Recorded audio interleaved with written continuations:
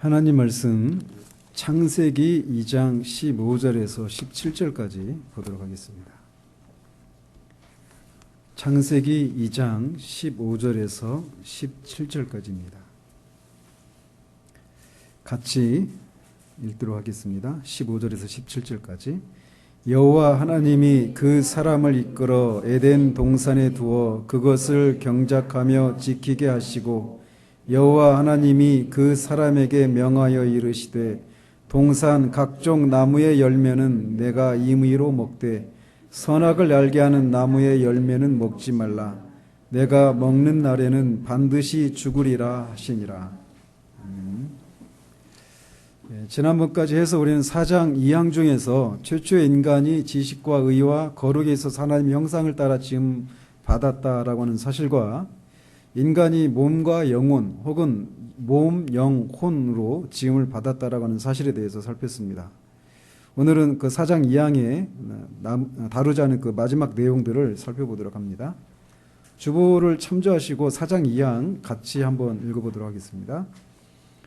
하나님께서는 다른 모든 피조물들을 지으신 후에 사람을 남자와 여자로 창조하셨으며 이성적이고 불멸적인 영혼을 주셨고 자기 자신의 형상을 따라 지식과 의와 참된 거룩함을 부여해 주셨으며 그들 마음에 하나님의 율법을 기록해 주셨고 그 율법을 취할 수 있는 능력도 주셨다. 그렇지만 그들이 범죄할 수 있는 가능성 아래 그들 자신의 의지와 자유를 허락해 주셨는 바 그 의지란 변하기 마련이었다. 그들은 마음에 새겨진 율법 외에도 선악을 알게 하는 나무의 열매를 따먹지 말라는 명령을 받았다. 그들은 그 명령을 지키는 동안 하나님과 교통하는 가운데 행복하였으며 또한 피조물들을 다스렸다. 그래서 오늘 살펴볼 부분은 그들 마음에 하나님의 율법을 기록해 주셨고 여기서부터 해당이 됩니다. 그래서 먼저 그들 마음에 하나님의 율법을 기록해 주셨고 그 율법을 취할 수 있는 능력도 주셨다. 이 내용을 살펴보도록 합니다. 이 고백을 통해서 하나님께서 사람을 의와 거룩과 참된 의와 지식과 의와 참된 거룩함에 있어서 하나님의 형상을 따라 지으셨을 때 그들의 마음에 하나님의 율법을 기록해 주시고 그 율법을 지킬 수 있는 능력도 주셨다라고 고백하고 있어요. 그것에 대한 전거 구절이 있다라면 로마서 2장 14절에서 15절입니다. 거기 보시면 율법 없는 이방인이 본성으로 율법의 일을 행할 때에는 이 사람은 율법이 없어도 자기가 자기에게 율법이 되나니 이런 이들은 그 양심이 증거가 되어 그 생각들이 서로 혹은 고발하며 혹은 변명하여 그 마음에 새긴 율법의 행위를 나타내느니라. 이런 말씀을 통해 사람이 처음 지음을 받을 때 그 사람의 마음에 하나님의 율법을 새겨 주셨다라고 바르게 고백하고 있습니다. 그래서 우리가 어떤 잘못된 일을 했을 때, 어떤 죄를 저지르거나 어떤 잘못된 일을 했을 때 우리 양심이 즉각적으로 그것을 하면 안 되는데라고 하는 그런 어떤 정죄감을 받는 이것이 바로 하나님이 그 사람의 마음에 율법을 새겨 놓으신 그런 증거다라고 성경이 말하고 있다라는 거예요. 그래서 이 고백을 통해서 말하고 있는 것은 인간이라고 하는 존재는 그냥 아무런 규범이 없이 어떻게 살아야 된다 또는 어떻게 살면 안 된다라고 하는 그런 규범이 없이 그냥 자율적인 그런 존재로 지음을 받은 게 아니다라고 성경이 말하고 있다는 거죠. 뿐만 아니라 성경은 신앙 고백서는 아담이 그 마음에 새겨진 율법을 지킬 수 있는 능력도 주셨다라고 고백합니다. 이것을 전도서 7장 29절에서 이렇게 표현해요. 하나님은 사람을 정직하게 지으셨다. 이렇게 그것을 마음에 새겨진 율법을 지킬 수 있는 능력이 있다라고 하는 것을 이렇게 표현을 하고 있습니다. 그래서 아담은 그가 지음을 받은 그 최초의 거룩함과 의의 상태에 비추어 볼 때도 분명히 죄를 짓지 않을 수가 있는 그런 상태로 지음을 받았습니다. 죄를 짓지 않을 수 있는 능력을 가진 자로서 그는 죄로부터 자유를 가지고 있는 상태로 지음을 받은 거예요.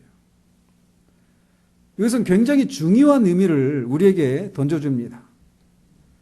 아담과 하와가 지음을 받았을 때 소위 도덕적으로 중립의 상태로 지음을 받은 것이 아니다라고 말하고 있다는 것을 이 고백이 우리에게 말해주고 있는 거예요. 아담과 하와는 거룩하고 의롭게 창조가 되었기 때문에 그들은 그들의 자유로운 의지로 단지 죄를 짓지 않을 수 있는 정도로 지음을 받은 것이 아니라 적극적으로 선을 향해 나가는 그런 경향을 가진 채로 지음을 받았다라고 말하고 있다는 면에서 중요한 의미가 있는 겁니다. 개혁파가 아닌 다른 학파들에서는 아담과 하와가 순종과 불순종이라고 하는 순종할 수도 있고 불순종할 수도 있는 어떤 중립의 상태로 창조를 받았고 불순종을 자유의지로 불순종을 한 결과 타락했다 이렇게 말하는데 개혁파에서는 그렇게 말하고 있지 않아요. 개혁파의 설명에 따르면 아담과 하와는 이 선을 행할 수도 있고 악을 행할 수 있는 어떤 중립의 상태로 지음받은 것이 아니라 적극적으로 선을 행할 수 있는 능력을 가진 상태로 지음받았다라고 말하고 있다는 거예요. 왜 그러느냐면 우리가 앞에서 살펴본 것처럼 그들은 참된 거룩함으로 지식과 의와 참된 거룩함이라고 하는 하나님의 형상을 따라 지음을 받았기 때문에 그런 상태에서 죄를 지을 수 있는, 그러니까 선을 행할 수도 있고 악을 행할 수도 있는 어떤 기계적으로 중립의 상태로 지음 받은 것이 아니라 적극적으로 선을 행할 수 있는 그런 상태로 지음을 받았다라고 말하고 있다라는 거예요. 그들은 선으로 나가는 경향성을 따라서 창조함을 받은 자들로서 순전한 자들이었고 거룩하고 의로운 자들로 지음을 받은 것입니다. 그런데 우리는 결과를 알잖아요. 그렇게 지금 받았는데 그들이 타락했단 말이에요. 그럼 왜 그들은 타락했을까? 그 타락의 근거는 어디서 찾아야 될까? 개혁파의 설명에 따르면 그것은 그들의 의지가 변할 가능성이 있었기 때문이다라고 고백합니다. 그래서 분명히 그들의 마음에 하나님의 율법을 새겼고 그 율법을 지킬 수 있는 능력도 주셨어요. 그래서 적극적으로 선을 행할 수 있는 그런 상태로 지금 받았는데 왜 그들은 타락했을까? 이것에 대해서 이렇게 고백하고 있어요. 그렇지만 그들이 범죄할 수 있는 가능성 아래 그들 자신의 의지와 자유를 허락해 주셨는 바 그 의지란 변하기 마련이었다. 즉 그들의 자유의지가 변할 수 있는 그런 상태로 지음을 받았기 때문에 적극적으로 의와 거룩함이라고 하는 그런 사람으로 적극적으로 선을 행할 수 있는 그런 상태로 지음 받았음에도 불구하고 그들의 의지가 변할 수 있는 그런 상태로 지음 받았기 때문에 결국은 그들이 불순종하고 타락하게 되었다. 이렇게 말하고 있다는 거예요. 이 차이는 분명히 큰 차이가 있습니다.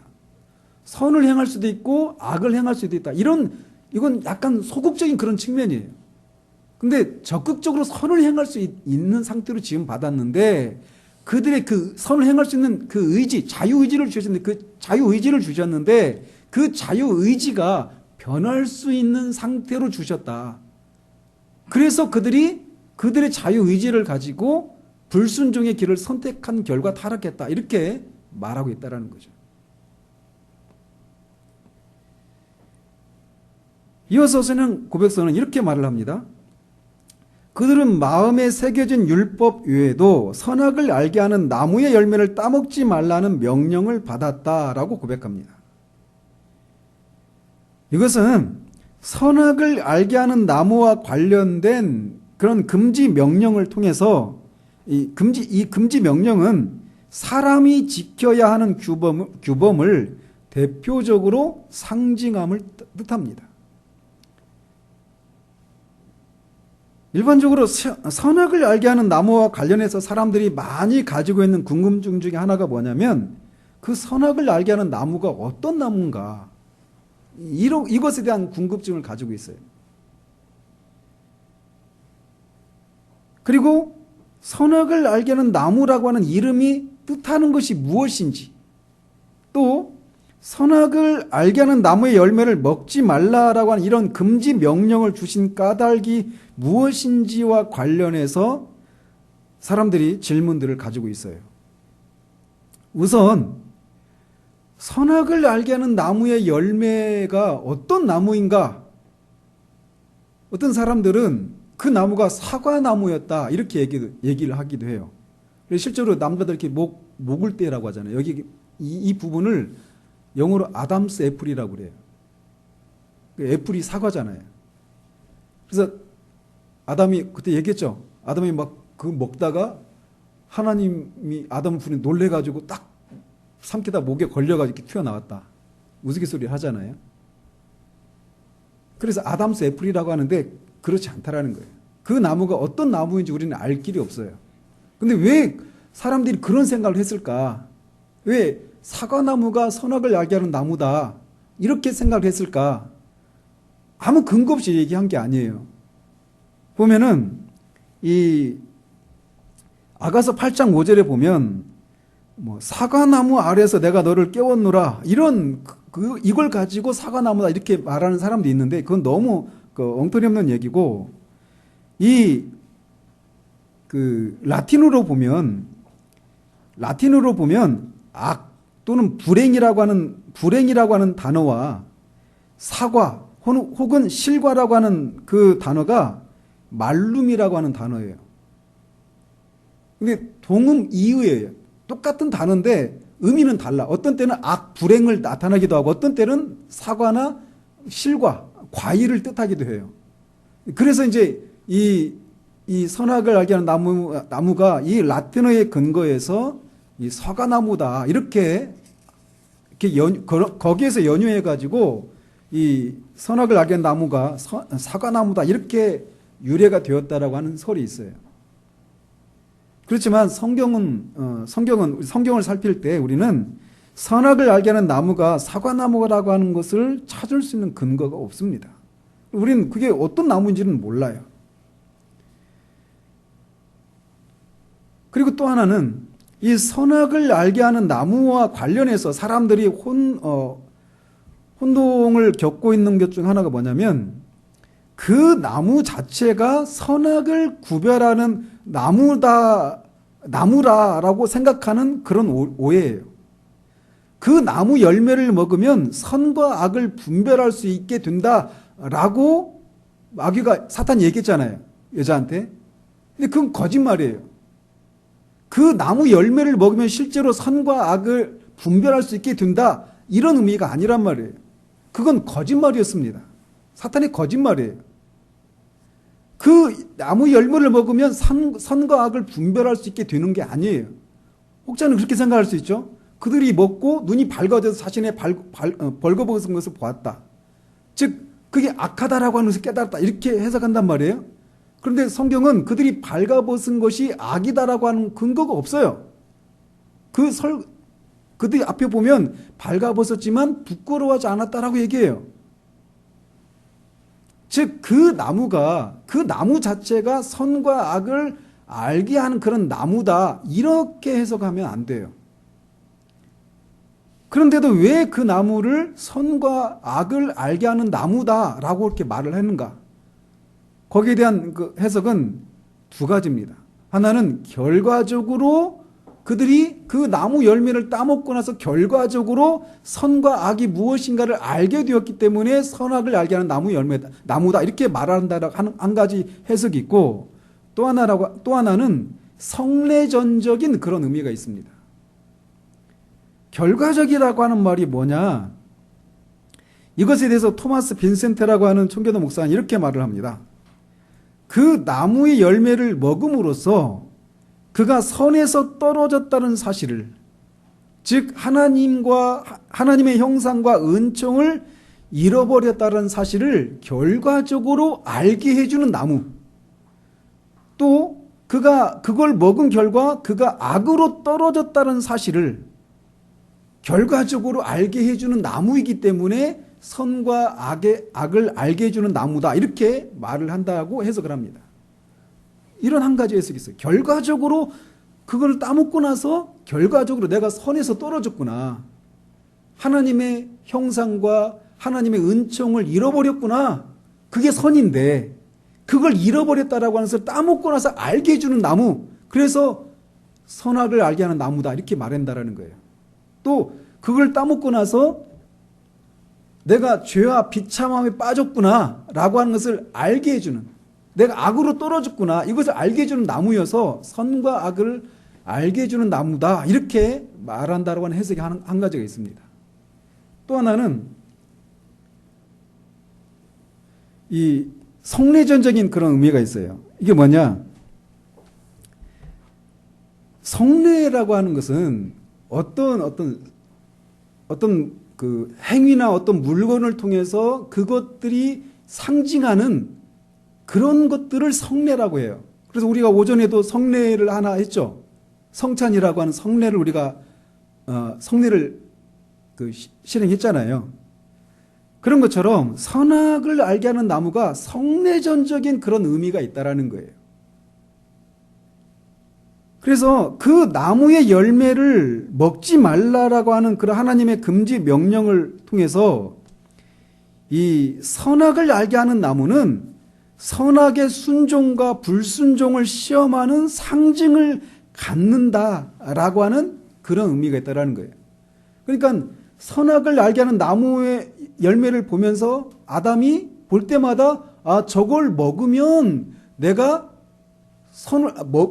먹지 말라고 하는 하나님의 계명을 순종하면 선이고, 그 명령을 어기면 악에 빠지게 되는 거구나라고 하는 것을 상징적으로 보고 생각하게 만들어주는 그런 성례전적인 의미가 있는 나무다라는 거예요. 그래서 그 나무를 통해서 선과 악이 무엇인가를 순종하면 선이고 불순종하면 악이다라고 하는 것을 깨닫게 해주는 그런 성례전적인 의미가 있는 나무다. 그래서 선악을 알게 하는 나무다, 이렇게 말한다라고 하는 해석입니다. 그래서 크게 두 가지로 해석을 해요. 이렇게 결과적으로 따먹고 나서 선을 내가 잃어버렸고 악에 빠졌구나라고 하는 것을 알게 해주는 나무여서 선악과다, 이렇게 말하게 되고, 선악과라고 하는 말도 사실은 정확한 표현이 아니에요. 선악을 알게 하는 나무의 열매, 이렇게 말을 해야 됩니다. 선악과 얘기하니까 마치 그걸 먹으면 선악을 알게 해주는 나무, 이렇게 생명나무처럼 그렇게 생각하는데 그게 아니란 말이에요. 그리고 또 하나는 성례전적인 의미가 있어요. 말씀드린 것처럼. 그래서 그 17세기에 개혁주의 신학자였던 트리틴이라고 하는 분이 있는데, 이 선악을 알게 하는 나무가 이렇게 결과적이고 성례전적이라고 하는 사실은 하나님께서 이런 금지 명령을 주신 이유와 관련해서 다음과 같은 5가지 교훈을 얻게 해준다라고 그가 말을 했습니다. 첫 번째로, 선악을 알게 해주는 나무의 열매를 먹지 말도록 금지한 이 명령은, 그걸 통해서 하나님은 만물을 다스리시는 분이시고 사람은 그 만물을 다스리시는 하나님의 주권 아래 순종하며 살아야 될 존재라고 하는 것을 알게 해준다. 이게 첫 번째로 얘기해요. 이게 사실 이게 가장 크죠. 아담이, 생각해 보십시오. 아담이 동산에 있는 모든 나무의 열매는 마음대로 먹어도 된다라고 해서 마음대로 먹고 살았어요. 그런데 유독 그 선악을 알게 하는 나무 열매를 먹지 말라라고 말씀하시고 먹는 날에는 반드시 죽는다라고 말씀하셨단 말이에요. 그 나무 열매를 볼 때마다 아담이 그냥 아무 생각 없이 다른 나무 열매를 따먹었을 때처럼 아무 생각 없이 그 나무를 바라봤던 게 아니에요. 그렇지 않겠어요? 아이들이 뭔가를, 지금 타락한 인간인 우리들조차도 뭔가를 이거 하면 안 돼, 절대 하면 안 돼, 엄마 없을 때 이거 손대면 안 돼, 이렇게 얘기했을 때 아이들 안에서 어떤 마음이 있어요? 왜 다른 건 다 해도 되는데 저건 하지 말라고 하지? 이런 거 그래서 그걸 볼 때마다 생각하지 않겠어요? 엄마가 그걸 금했다라고 하는 사실들을 기억하지 않겠어요? 그런데 아담이 그런 것처럼 타락하기 전에 아담도 선악을 알게 하는 나무 열매를 바라볼 때마다 하나님의 그 금지 명령을 늘 일깨우게 되는 겁니다. 그러면서 그 나무 열매를 볼 때마다 왜 하나님이 저걸 금지하셨지? 이런 질문들을 가지고 그 질문들은 어디로 이어지느냐? 아, 하나님은 나한테 이렇게 하라, 저렇게 하지 말라라고 말씀하시는 만물의 주인이시지. 그분은 만물의 주인이시고 왕이시고 창조주이시지. 그리고 나는 그분의 명령을 따라 순종해야 될 피조물이지. 라고 하는 사실들을 깨닫고 창조주 하나님을 높이는, 예배하는 그런 기제로 작용하도록 하는 그런 역할들을 했던 거예요. 그러니까 사람들이 그런 얘기 하잖아요. 아니, 하나님은 전지하신 분이시니까 아담이 분명히 그걸 따먹을 줄 알았음에도 불구하고 왜 그거를 따먹지 말라고 하셨을까? 그렇게 하면서 마치 하나님이 죄의 어떤 조장자처럼, 죄를 짓도록 마치 함정을 파는 것처럼 그렇게 생각한단 말이에요, 사람들이. 그런데 그거는 타락한 인간의 생각이죠. 타락하기 전에 아담은 그걸 볼 때마다 오히려 하나님은 정말 창조주이시구나. 나는 그분의 뜻에 순종하며 살아야 될 피조물이구나. 라고 하는 사실들을 알고 그 나무를 볼 때마다 그 사실을 인해서 하나님을 예배하고 찬양하는 그런 역할들을 했던 거예요. 선악을 알게 하는 나무가. 그런 의미에서 성례전적인 거예요. 예배가 무엇이냐면 예배는 예배당에 와서 참여해서 찬송을 부르고 말씀을 듣고 예배 행위를 하는 게 예배가 아니에요. 예배당에 앉아서 그렇게 하고 있을지 몰라도 진짜 예배는 뭐냐? 영이신 하나님을 우리 영이 만나면서 그 하나님의 하나님 되심을 내가 겸손히 인정하고 복종하고 그냥 어쩔 수 없이 그렇게 그냥 굴종하는 것이 아니라 그 하나님의 영광과 그 하나님의 사랑과 은혜를 내가 기뻐하고 즐거워하면서 그분을 마음으로 기뻐하면서 예배하는 거, 엎드리는 거, 이게 진짜 예배예요. 그래서 우리가 매 주일마다 기대될 건 뭐냐면 그거예요. 말씀을 들을 때든지 찬양할 때든지 기도할 때든지 뭐 헌금을 할 때든지 처음 예배로 부르심을 받을 때 축도할 때 그 예배 행위 모든 것들을 통해서 우리가 기대될 게 뭐냐? 그 속에서 하나님을 만나는 거예요. 그 속에서 하나님을 만나고 우리 영혼이 그 하나님을 즐거워하고 기뻐하는 거. 그게 예배예요. 근데 예배 시작은 뭐냐? 하나님의 하나님 되심, 나의 피조물됨, 이 존재의 격차를 인정하고 그 앞에서 엎드리는 거. 이게 예배의 기본이에요. 그래서 만약 정말 예배 가운데 우리가 그런 것이 없다면 우리는 몸은 예배 자리에 있을지 몰라도 진짜 예배하고 있는 게 아니에요. 그런데 아담이 선악을 알게 하는 나무의 열매를 볼 때마다 항상 그 작용을 했던 거예요. 타락하기 전까지는. 그걸 보면서 하나님은 창조주이시고 나는 피조물이지. 근데 힘이 없어서 어쩔 수 없이 그 하나님 앞에 엎드리는 것이 아니라 그 하나님의 권위와 영광을 전심으로 인정하고 기뻐하고 자신의 피조물됨을 나를 존재하게 하신 것을 나에게 이런 모든 것들을 베풀어 주신 것을 인해서 감사하고 기뻐하는 마음으로 찬양하고 예배했던 거예요. 선악을 알게 하는 나무가 그런 역할을 했던 겁니다. 그러니까 이게 그를 죄에 빠뜨리기 위한 하나님의 함정이 아니었어요. 그래서 결과적이고 성례전적인 그런 의미를 갖고 있다라고 할 때 첫 번째로 우리에게 교훈해 주는 건 바로 그거예요. 창조주 하나님, 피조물 된 자신을 깨닫고 그 하나님을 예배하는 그런 그런 역할들을 하게 되었다라는 거예요. 두 번째로는 하나님의 통치를 가리키는 외적인 상징을 두심으로써 불순종이 범한 죄가 무엇인지를 분명하게 드러내주는 그런 역할도 했습니다. 그러니까 선악을 알게 하는 나무를 보면서 창조주 하나님이라는 생각을 창조주 하나님이시고 나는 피조물이다. 그분의 뜻에 순종해야 되는 피조물이다라고 하는 것을 깨닫고 예배하는 그런 역할도 했을 뿐만 아니라 동시에 그 나무를 보면서 하나님은 통치자이시지. 그리고 그 통치자이신 하나님의 명령을 어기는 게 불순종이지. 이거를 일깨워주는 나무가 선악을 알게 하는 나무가 했던 역할이에요. 두 번째 역할이었어요. 세 번째로 하나님의 금지 명령은 사람이 자유의지를 가지고 있고 그것과 관련해서 책임을 져야 하는 존재라고 하는 사실들을 일깨워주는 역할을 했습니다. 그래서 선악을 알게 하는 나무의 열매를 볼 때마다 아담이 자유의지를 발휘해서 그걸 따먹을 수도 있고 따먹지 않을 수도 있었어요. 그러니까 그 나무를 보면서 내가 자유의지를 가진 존재구나 라는 사실들을 깨달았을 뿐만 아니라 내가 자유의지를 가지고 순종해서 따먹지 않든지 아니면 불순종해서 그 따먹든지 그 내가 한 행위에 대해서 내가 책임을 져야 되는 존재구나 라고 하는 사실들을 일깨워주는 나무가 선악을 알게 하는 나무였어요. 그리고 네 번째로 그 하와가 볼 때 따먹었을 때 그 나무가 보암직도 하고 먹음직스럽기도 했잖아요. 그리고 사람을 지혜롭게 할 만큼 그런 나무로 보였어요. 그런데 그런 나무였다 하더라도 땅에 속한 것이 그것처럼 땅에 속한 것이 사람에게 행복을 주는 것이 아니라고 하는 것을 교훈해 주는 역할을 했습니다. 그러니까 선악을 알게 하는 나무가 보이는 것처럼 그렇게 보암직스럽고 먹음직스럽고 사람을 지혜롭게 할 만큼 탐스럽게 보였어요. 이게 다 이제 나중에 요한일서 2장 15절 거기 뭐 세상의 사랑, 육체의 정욕과 안목의 정욕과 이생의 자랑, 이게 세상의 실체라고 하잖아요. 똑같습니다. 보암직하고 먹음직스럽고 지혜롭게 할 만큼 이게 육체의 정욕, 안목의 정욕, 이생의 자랑, 이게 일맥상통하는 거거든요. 그런데 그런 나무였어요.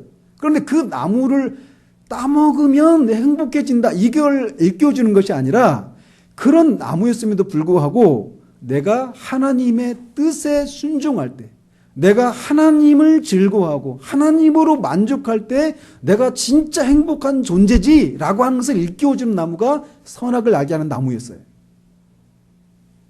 그리고 마지막으로 오직 하나님만을 섬기는 일이 최고의 행복임을 알고 다른 모든 일에 앞서서 하나님을 섬기게 힘을 다하여야 할 것을 교훈해 주는 나무가 선악을 알게 하는 나무의 역할이었습니다. 그래서 이 선악을 알게 하는 나무를 볼 때마다 그 창조하고 얼마 동안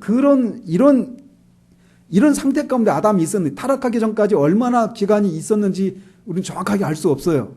그러나 어쨌든 그 선악을 알게 하는 나무의 열매를 따먹음으로써 타락하게 되기까지 아담은 그 나무를 볼 때마다 아담 안에서 그런 것들이 일어났었던 거예요. 그 나무를 볼 때마다. 하나님은 창조주이시고 나는 그분의 뜻에 순종해야 될 존재이지. 그리고 그 나무를 볼 때마다 하나님은 나를 통치하시는 분이시고 그분의 뜻에 불순종하는 것이 죄지, 이런 것을 일깨워주는 나무가 그 나무였고, 또 내가 따먹을 수도 있고 따먹지 않을 수도 있는 그런 자유의지를 가진 존재인데 내가 한 행위에 따라서 내가 책임을 져야지 되는 존재지라고 하는 자기 정체성을 확인하는 그런 나무가 그 나무였어요. 뿐만 아니라 그 나무가 보암직스럽고 먹음직스럽고 탐스러웠지만 내가 그것으로 내 존재가 만족할 그런 존재가 아니라고 하는 것을 알게 해주는 그런 나무가 그 나무였고, 적극적으로는 하나님을 섬기는 것만이 최고의 그런 행복에 도달할 수 있는 길이지라고 하는 것을 알게 해주는 나무가 그 나무였던 거예요. 그래서 그 나무 자체가 그 나무의 열매를 먹으면 선과 악을 알게 되는 나무, 이게 아니라 그렇게 결과적으로 선과 악이 무엇인가를 알게 해주고 또 성례전적인 그런 의미를 가진 나무였다라고 교육파들은 그렇게 해석을 하죠. 만약 아담이 선악을 알게 하는 나무의 열매를 따먹지 않았다라면 어떻게 되었을까요? 따먹지 않았다라면 어떻게 되었을까요? 우리가 상상을 할 수 없는 세상이 열렸겠죠. 그죠? 역사 이프가 없으니까 어떤 세상이 열릴 수 있을지 몰라요. 저나 여러분이 여기 존재하지 않을 수도 있어요. 완전히 다른 세상이 열렸을 거니까.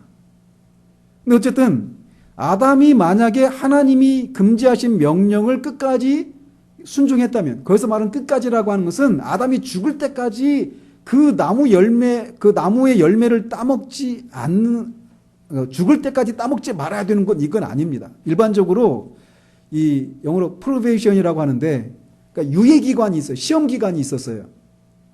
언제까지, 일주일인지 그게 한 달인지 1년인지 10년인지는 모르지만 하나님이 어느 시기까지 아담으로 하여금 그 나무의 열매를 따먹지 않도록 시험을 하셨단 말이에요. 근데 만약에 그 시험에, 그 테스트에 그가 성공해서 그 열매를 따먹지 않았다라면 어떤 일이 일어났었을까? 분명히 그는 죽음을 경험하지 않고 진짜 낙원으로 옮겨졌을 것입니다. 이 에덴 동산이 기쁨의 동산이에요. 에덴 동산이. 그래서 기쁠 낙, 즐거울 낙자, 동산 원자 해서 낙원이에요. 그래서 에덴 동산이 낙원이에요. 말 그대로. 이 지상에 있는 낙원. 근데 그가 만약에 그 열매를 따먹지 않았다라면 한편 강도에게 네가 오늘 나와 함께 낙원에 이르리라 했던 그 낙원으로 죽음을 통과하지 않고 곧장 그 낙원으로 들어갔을 거예요. 아담 개인이 말이죠. 그뿐만 아니라 그 약속을 지켰을 때 주어진 약속은 영생의 약속이었습니다. 그런데 어떤 사람들은 아니 여기에 어디 그 열매를 따먹지 않으면 영생을 준다라고 하는 그런 약속이 어디 있느냐 이렇게 반박하는 사람이 있어요. 그런데 이 언약을, 이 선악을 알게 하는 나무 열매를 따먹지 말라라고 하는, 따먹으면 반드시 죽는다라고 하는 그 말의 배후에는, 이면에는 네가 이 명령을 순종하면 너에게 영원한 생명을 주겠다라고 하는 것이 전제되어 있다. 이렇게 개혁자들은 해석을 합니다. 그러면 그가 누리게 될 그 영생이라고 하는 게 뭘까? 그것은 그가 이미 육신의 생명을 누리고 있었잖아요. 그 생명을 계속 누린다. 이런 의미가 아니었을 것이 분명해요. 그리고 뿐만 아니라 하나님과 교제를 누리는 이런 은혜를 받을 것이다라고도 해석할 수가 없어요. 왜냐? 아담은 이미 그런 상태에 있었거든요. 하나님을 전혀 두려워하지 않고 하나님과 생명의 교제를 나누고 있었어요. 선악을 알게 하는 나무의 열매를 따먹기 전까지는 말이죠. 그래서 그렇게 육신의 생명을 계속 누린다 이런 의미도 아닐 거고, 영생을 누린다라고 하는 게 또 하나님과 생명의 교제를 나눈다 이것도 아니었을 것이 분명해요. 왜? 이미 누리고 있었으니까 그것을. 그럼 뭐였을까? 그것은 아담이 그가 최고의 상태에서 누리게 될 생명이 분명히 있습니다. 아담은 적극적인 거룩한 상태로 창조되었고 죽음에 종속되지 않는 불멸의 존재로 지음을 받았지만 그는 이제 그 삶을 이제 시작했을 뿐이에요. 즉 그는 아직 그 완성된 상태로 그가 마땅히 도달해야 될 최고의 존재의 그 상태로 지음받은 것이 아니라 그 지점을 향해 갈 수 있는 배아의 상태로 지음을 받은 거예요. 우리 아이들이 태어나면 손과 발 다 있잖아요. 완전 아무런 어떤 부족함도 없이 다 제대로 다 갖출 것 다 갖추고 육신의 생명을 가진 채로 태어났어요. 건강한 상태로 태어났어요. 건강해요. 그 자체로 아이로서는 완전합니다.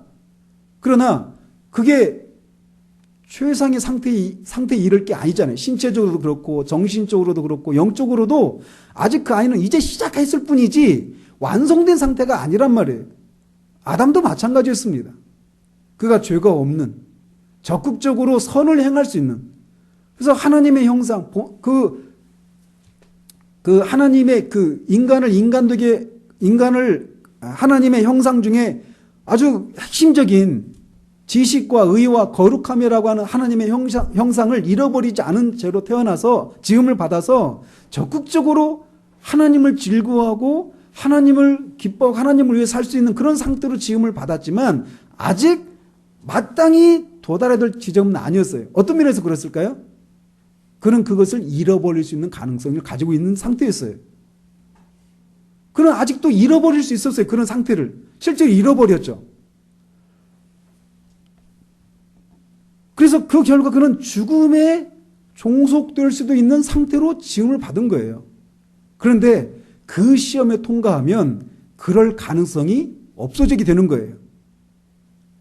그 하나님과 생명의 교제를 누리지 못하게 될 가능성이 전혀 없는 상태.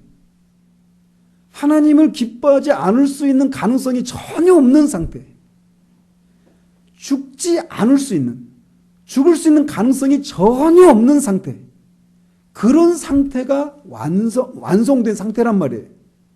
근데 아담은 아직 그럴 가능성이 있었어요. 그런데 만약 그가 그 계명에 순종했다면 그런 것들을 잃어버릴 가능성이 없는 상태가 되었을 거라는 말이에요. 그런 의미에서 영생이 바로 그런 의미예요. 자, 그런 의미에서 구원받은 사람의 상태가 타락하기 전에 아담의 상태보다 나을까요? 못할까요? 잘 생각해 보세요. 다시 질문 드릴게요. 구원받은 신자의 상태와 타락하기 전에 아담의 상태가 어떤 상태가 더 안전할까요? 구원받은 성도의 상태가 더 안전합니다. 왜냐? 구원받은 성도들은 절대로 그 무엇으로도 그리스도 안에 나타난 하나님의 사랑에서 끊어지는 일은 없습니다. 어떤 것도, 그 누구도, 어떤 힘도 그걸 끊어낼 수가 없어요. 중생한 신자들의 위치가 그런 거예요. 그럼에도 불구하고 여전히 뭐예요? 우리 안에는 죄를 지을 가능성이 있죠. 넘어질 가능성이 있어요. 그리고 실제로 넘어지기도 합니다. 그러나 그 사실이 그리스도에게서 나타난 하나님의 사랑을 끊어내지 못해요. 그런 의미에서 구원받은 신자의 상태가, 신분이 타락하기 전에 아담의 상태보다 더 안전합니다. 아담이 누리지 못했던 그 영생 있잖아요. 순종해야 얻을 그 영생. 신자들은 가졌을까요? 나중에 가지게 될까요? 이미 가졌습니다. 그런 의미에서 중생한 신자가 타락하기 전에 아담의 상태보다 그 안전성에서 더 안전합니다. 어쨌든 아담이 그 선악을 알게 하는 나무의 열매를 먹지 않았다라면 그는 죽음을 통과하지 않고 진짜 낙원에 이르게 되었을 것과 또 하나 영생을 누리게 되었을 거라는 거예요. 근데 아담은 실패했죠. 근데 신자들은 이 계명을 우리가 순종했습니까? 근데 신자들은 이걸 아담이 얻지 못했던 것을 얻잖아요. 어떻게 얻습니까? 두 번째 아담이신 예수 그리스도께서 우리를 대표해서 십자가에서 그 일을 이루셨기 때문이에요. 우리는 공로 없는데, 우리는 한 일이 하나도 없는데 두 번째 아담이시고 마지막 아담이신 예수 그리스도께서 그 일을 하신 거예요. 그래서 그 예수 그리스도의 공로를 힘입어서 우리가 낙원에 반드시 들어갑니다. 예수 그리스도 안에 있는 자라면. 뿐만 아니라 영생을 믿는 순간 그 즉시로 영생을 누리는 거예요. 앞으로 우리가 누리게 될 영생은 더 풍성하고 더 완전하겠죠. 더 충만하겠죠. 그런데 그것을 이미 우리는 여기서부터 믿는 순간부터 그 영생의 복을 누리는 거예요. 어쨌든 아담이 그 나무의 열매를 따먹지 않게 되었을 때 그가 받았을 복은 그런 것들이었어요. 그러면 그가 그 선악을 알게 하는 나무의 열매를 따먹었을 때 어떤 형벌에 처하게 되는가? 하나님 이렇게 말씀하셨어요. 네가 반드시 죽으리라. 그래서 이게 히브리 원어로 보면 타무트라고 하는 단어예요. 그래서 타무트 할 때 그 모트가 죽음이라고 하는 의미인데 타무트 여기도 죽음이라는 의미예요. 그래서 두 번의 죽음을 언급하고 있습니다. 그래서 우리는 이제 이거를 반드시 죽으리라 이렇게 번역을 했는데 일반적으로 토마스 와스는 이 두 종류의 그 죽음을 언급하고 있다라고 주장을 해요. 그래서 그는 어떻게 해석하느냐면 이렇게 말을 해요. 죽을 때 너는 죽으리라. 이런 뜻이라는 거죠.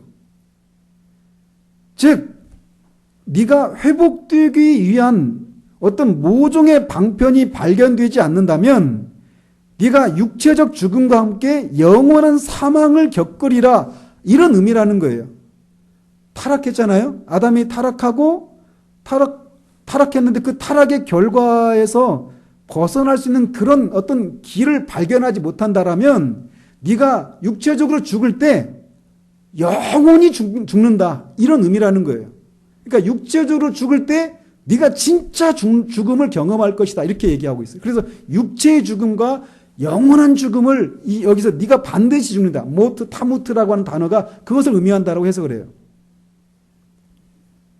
그래서 여기서 말하는 죽음은 육체적이고 영적으로 영원한 죽음을 포함한다라고 말할 수 있습니다. 그래서 성경에서 말하는 죽음이라고 하는 것은 존재가 소멸되는 것을 말하지 않아요. 자, 아담이 타락했을 때 우리가 영적으로 죽었다 말하잖아요. 근데 실제로 그게 영적인 그 영혼이 사라져서 영적으로 죽었다 이렇게 말하는 게 아니잖아요. 있긴 있어요. 그런데 생명의 근원이신 하나님과 단절이 이루어졌기 때문에 그 상태를 영적인 죽음이라고 말하는 거예요. 그래서 성경에서 말하는 죽음은 소멸이 아니라 생명과 분리되는 것, 이게 죽음이에요. 그래서 그 결과 이렇게 네가 먹으면 반드시 죽는다라고 한 이 말을 통해서 하나님은 육체적인 죽음과 함께 영적인 죽음도 같이 언급하고 계시다라고 성경이 말하고 있는 겁니다. 그리고 그래서 아직 몸은 가지고 있어서 육체의 생명은 누리고 있을지 모르지만 그 영혼은 생명의 근원이신 하나님과 분리가 되어서 하나님과 교제를 나눌 수 없기 때문에 하나님과 교제를 나눈다는 게 뭘까요? 또 기도하는 게 하나님과 교제를 나누는 걸까요? 예배하는 게 하나님과 교제를 나누는 걸까요?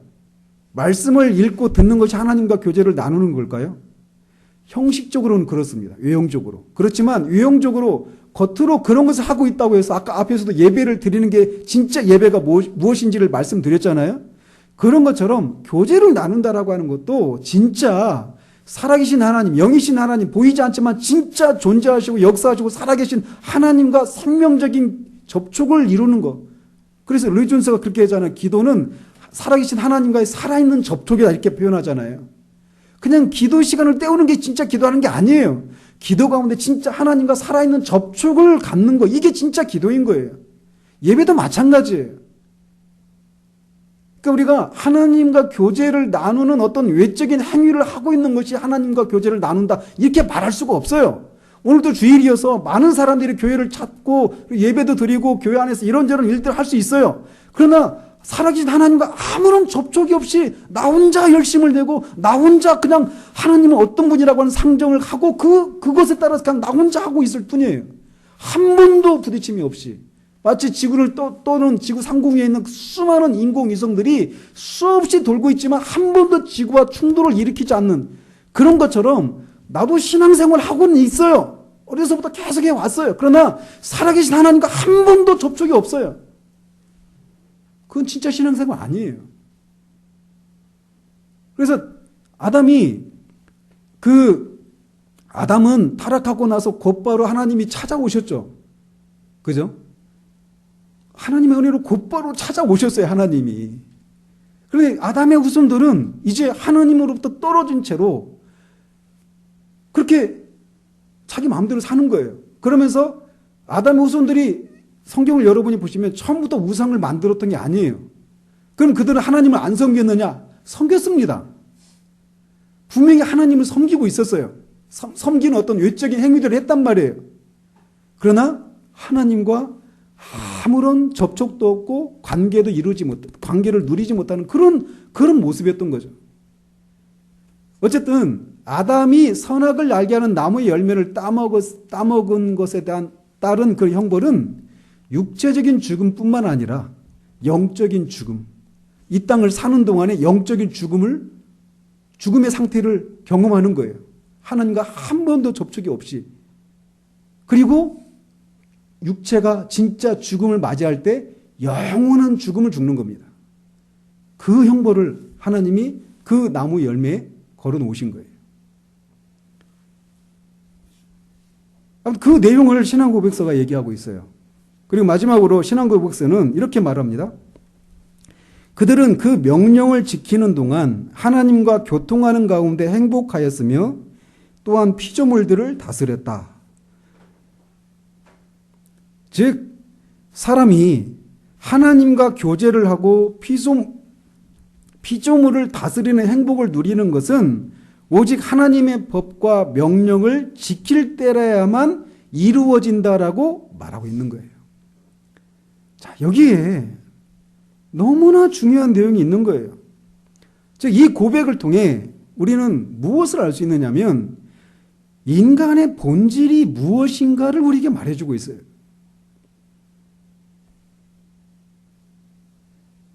첫사람 아담이 모든 것이 갖추어진 그 풍요로운 기쁨의 땅에서부터 선악을 알게 하는 나무 열매를 따먹은 그 최초의 그 죄를 지은 그 죄의 본질이 뭘까요? 그것은 자신에게 정해진 본질에 충성된 삶을 사는 것이 아니라 자기 마음대로, 즉 자율적인 존재가 되고 싶어 하는 것, 이것이 그 죄의 본질이었어요. 그렇지 않아요? 내가 하나님과 같이 되리라. 하나님의 통치를 받고 하나님께 순종하는 그런 존재로서는 내가 만족을 못 누리고 나도 하나님과 같이 되리라. 그래서 하나님의 통치를 받는 존재가 아니라 내 마음대로 내가 하나님이 되어서 내가 왕이 되어서 내가 내 삶의 주인이 되어서 내 마음대로 사는 거, 이게 그 죄의 본질이었단 말이에요. 그런데 그래서 그런 삶을 꿈꾸면서 그 열매를 따먹었는데 결국은 죄의 비참함을 경험하게 되었죠. 반대로. 근데 오히려 그가 진짜 행복해질 수 있는 길이 무엇이라고 말을 했냐면 그 하나님의 법과 명령에 순종할 때 그때 그가 진짜 행복해질 수 있다라고 하는, 행복해질 수 있었다. 그리고 실제로 그러고 있는 동안에는 모든 피조물들을 다스리는 그런 하나님의 대리자로서의 그런 역할들을 하고 있었던 거예요. 그때가 진짜 행복했던 거예요. 근데 보십시오. 아담이 지었던 이 죄, 최초의 죄의 그 본질, 내용적으로는 우리가 선악을 알게 하는 나무 열매를 따먹는 그런 죄를 아담만 지었지 우리는 실제로 그 똑같은 죄를 짓지는 않아요. 그러나 죄의 본질적인 측면에서는 우리는 똑같은 일을 하고 있단 말이에요. 아담의 후손들인 모든 인간들이. 어떤 죄냐? 인간이라고 하는 존재는 마땅히 이렇게 살아야 된다. 또는 이렇게 살면 안 된다라고 하는 어떤 규칙, 어떤 규범, 본질, 이런 것이 없는 존재라고 하는 것이 사람들이 가지고 있는 생각이에요. 즉 인간이라고 하는 것은 마땅히 이렇게 살아야 돼 라고 하는 어떤 전통과 어떤 타부와 어떤 규칙과 율법과 성경과 하나님, 이런 모든 사슬, 이런 것들은 다 사슬이고 우리의 삶을 억압하는 것들이지 우리를 진짜 행복하게 만드는 그런 기제들이 아니다라고 하는 것이 사람들이 갖고 있는 생각들이에요. 그럼 언제 내가 행복해지느냐? 이런 것들로부터 벗어나는 거. 그래서 내 마음대로 사는 거. 이게 나를 진짜 행복하게 만들어준다고 사람들이 생각해요. 그래서 모든 죄의 본질은 다 그거예요. 그래서 에베소에서 뭐라고 말하래요? 우리가 그리스도 밖에 있었을 때 너희가 육체의 정욕을 따라서 너희 마음이 원하는 대로 살았을 때 그때 우리가 어떤 사람들이었다고 그래요? 본질상 하나님의 진노의 자녀였다라고 말하는 거예요. 여러분들이 실존주의라고 하는 이런 철학 용어들을 실제 우리 삶을 통해서는 거의 접하지 않습니다. 그런데 실존주의가 바로 그거거든요. 실존이 본질보다 앞선다. 이게 실존주의의 그 핵심적인 그 용어예요. 이게 뭐냐? 인간이라고 하는 본질에 충성하는 것보다 실존, 내가 존재하지 않아요.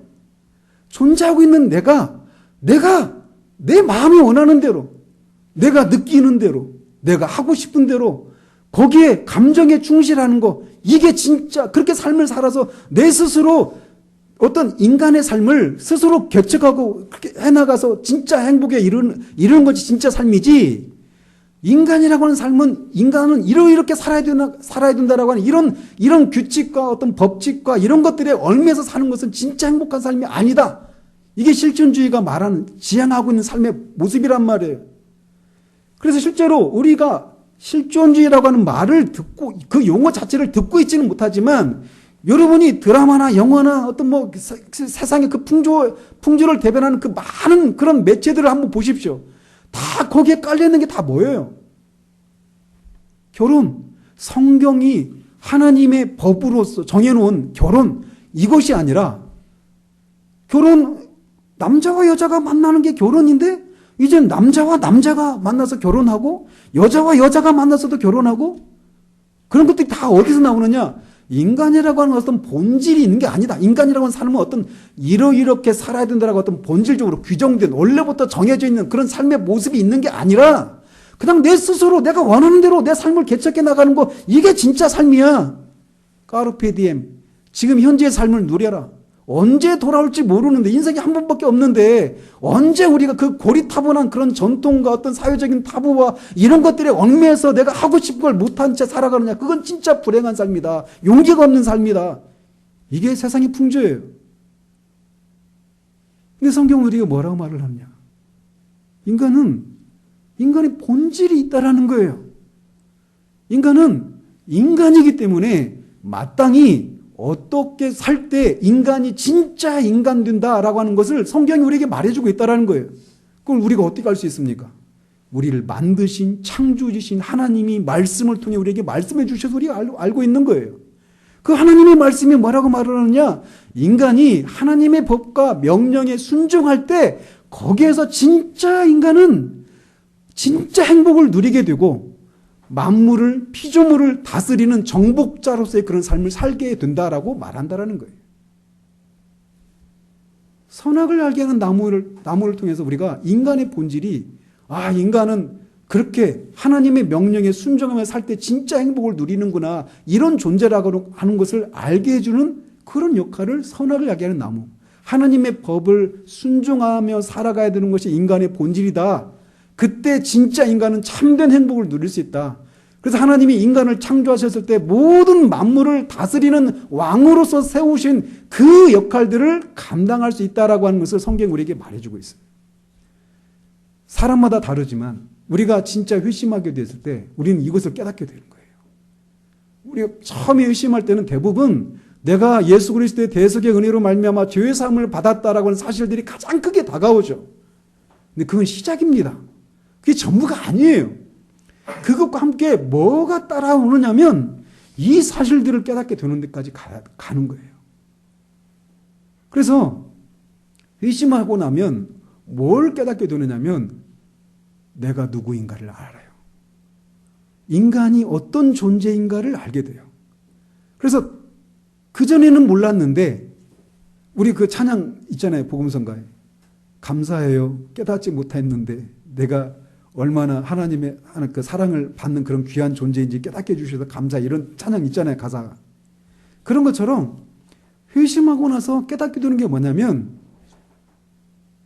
지금까지 내가 삶의 목적이 뭔지를 모른 채 그냥 그렇게 살았던 거예요. 그냥 내가 눈 떠 보니까 어떤 아저씨 집에 있는 거예요. 그리고 막 계속 자라가는 거예요. 학교도 갔어요. 대학도 졸업하고 취직도 하고, 또 때 되니까 결혼도 하고 애도 낳고, 또 내가 살았던 것처럼 내가 낳은 아이들도 그런 삶을 살아가는 거예요. 어느 순간 우리가 중년의 위기를 만나기도 하잖아요. 그렇게 열심을 내서 살았는데 다 살고 다 자식 십장가 다 보내고 인간으로서 할 일들을 도리를 다 했어요. 어느 순간 내 인생은 뭐지? 갑자기 내가 빈 껍데기가 된 것 같이 열심을 내서 산다고 살았는데 갑자기 난 누구지? 이런 위기를 만나요. 그것도 사람마다 뭐 일찍 그런 걸 경험하는 사람도 있고 늦게 경험하는 사람도 있어요. 늦게 경험할수록 위험하죠. 그런데 그런 것을 경험하는데 결국 그런 위기의 그 위기를 만났을 때 그 위기의 그 핵심적인 질문들은 뭐냐면 내가 누구이지? 더 확대시키면 인간은 어떤 존재이지? 나는 어떤 것 속에서 진짜 내가 살아있다라고 하는 것을 확인할 수 있지? 나는 내가 어떤 걸 할 때 내가 진짜 살아있는 것 같고 내가 진짜 행복을 누릴 수 있지? 내 삶의 목적은 뭐지? 사는 게 뭐지? 이런 질문들이 그런 위기를 만들어내는 거예요. 그 질문들에 대한 답을 얻지 못했기 때문에. 근데 성경은 말해요. 인간의 본질이 뭐냐? 인간이 언제 인간다운 인간이 되느냐? 인간이 언제 진짜 행복해질 수 있느냐? 창조주 하나님이 우리에게 새겨놓으신 하나님의 법과 계명에 순종할 때, 그 안에 있을 때 인간은 인간 된다. 네가 너를 발견할 수 있는 것은 오직 내 안에서 뿐이다. 이거를 깨닫게 되는 거예요. 그때 돌아보면 우리의 삶이 누가 와가지고 내가 살았던 삶을 살아보겠니? 라고 물으면 다 절레절레 고개를 흔드는 그렇게 험악한 삶을 살았을 수도 있어요. 그런데 그런 삶을 살았음에도 불구하고 하나님이 그리스도를 통해서 하나님, 창조주 하나님이 나의 아버지가 되시고 그 하나님 안에서 내 존재를 발견하는 그 기쁨이 무엇인지를 아는 삶이었다라면 겉으로 보기에는 정말 험악한 삶이었음에도 불구하고 그 사람의 삶은 진짜 삶이 무엇인가를 알았던 삶이라고 말할 수 있는 이유가 바로 여기 있는 거예요. 예수를 믿는다라고 하는 것은 바로 그런 거거든요. 구원받았다라고 하는 것은 단지 신앙에 대한 열심을 가지고 사는 게 구원받은 것의 전부가 아니에요. 물론 그런 것도 있어야죠. 그런데 더 나아가서 우리들의 근본적인 질문, 모든 지혜자들이, 철학자들이 던졌던 질문들. 인간은 어떤 존재지? 인간은 어떻게 살아야 되지? 어떻게 살 때 진짜 한 번밖에 없는 이 삶을 진짜 제대로 살 수 있지? 이 질문에 대한 답을 찾은 사람, 이 사람이 진짜 예수 믿는 사람이에요. 그렇기 때문에 예수 믿는 사람들은 어떤 철학자, 지혜자들보다 뛰어난 사람들입니다. 아무리 애를 써도 알 수 없었던 그 진리를 우리는 하나님의 은혜로 말씀을 통해 인간의 본질은 하나님의 법과 명령에 순종하는 것, 그때 너는 진짜 행복할 수 있고 인간으로서의 그런 원래 창조되었을 때 그 목적을 그런 지위를 제대로 누릴 수 있는 거야 라고 하는 답을 가진 사람, 이게 진짜 예수 믿는 사람이에요. 이게 진짜 구원받은 사람이에요. 그래서 구원은 바로 이 하나님이 창조하셨을 때 그 상태로 돌아가는 거예요. 그런데 그것보다 더 안전한 상태예요. 앞에서도 말씀드렸죠. 예수 믿는 게 그런 겁니다.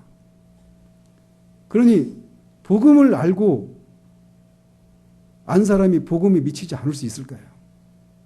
넌센스죠. 인간의 본질은 하나님의 법과 계명에 순종할 때. 그래서 어거스틴이 말하는 것처럼 아버지여 당신은 당신을 위해서 우리를 지으셨습니다. 우리가 그래서 당신의 품에 안기기 전까지 우리에게는 참된 안식이란 없습니다. 아버지여 당신의 품으로 날아가나이다. 참여록서에서 그가 고백했던 것처럼 어거스틴 같은 사람만 고백할 수 있는 게 아니라 모든 신자들이 고백할 수 있고 또 해야 되는 그 진리가 바로 그 고백이에요. 여러분 그런 삶을 살고 있습니까? 그것을 힘써 누리는 거, 이게 하나님을 영화롭게 하는 거예요. 그게 하나님을 영화롭게 하는 거예요. 힘써 누리십시오. 기도하겠습니다. 하나님 아버지, 이 신앙고백서 4장 2항을 통해서 인간이 어떤 존재인지, 하나님이 어떻게 지으셨는지, 이 내용들을 우리가 3번에 걸쳐서 살펴보았습니다. 아버지 하나님, 수많은 인간은 어떤 존재인가?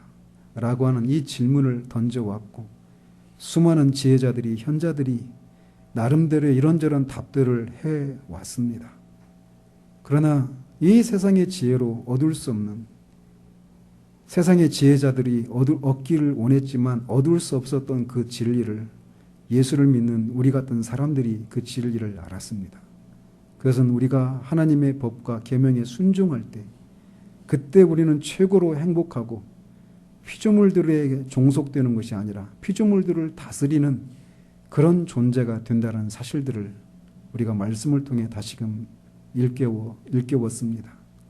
이 들은 말씀을 생각하면서 우리의 삶 가운데서 구원의 그 은혜가 다시금 우리 가운데 능력 있게 작용할 수 있도록 도우셔서 세상이 우리에게 던져놓은 잘못된 그런 기준들에 의해서 우리 자신에 대해서 오해를 하고 의기소침해 있는 그런 삶에서 벗어난 우리 모두 될 수 있도록 주님 도와주시기를 원합니다. 예수 그리스도 이름으로 기도합니다. 아멘.